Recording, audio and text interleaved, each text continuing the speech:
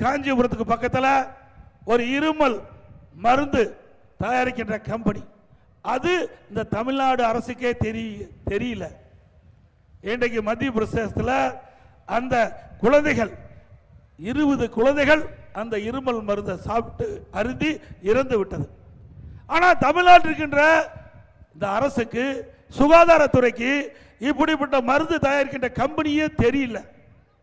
அப்படின்னா எவ்வளவு இந்த அரசு மக்கள் மீது அக்கறை கொண்டிருக்கின்றது, இந்த நாட்டு மக்கள் மீது எப்படி அக்கறை கொண்டிருக்கின்றது, இந்த நாட்டை எப்படி காப்பாற்றிக் கொண்டிருக்கிறார் என்பதை நாம் எண்ணி பார்க்க வேண்டும்.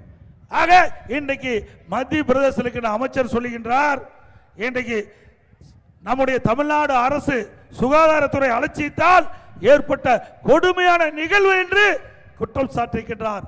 அங்கு இருக்கின்ற மத்திய பிரதேசத்தில் இருக்கின்ற காவல்துறை எங்கே காஞ்சிபுரத்திற்கு வந்து அந்த மருந்து கம்பெனியில் யார் இருக்கின்றார்களோ அவர்களை கைது செஞ்சு அழைத்து விட்டு சென்றார்கள். அதுக்கு பிறகுதான் தமிழ்நாடு அரசுக்கே தெரியுது.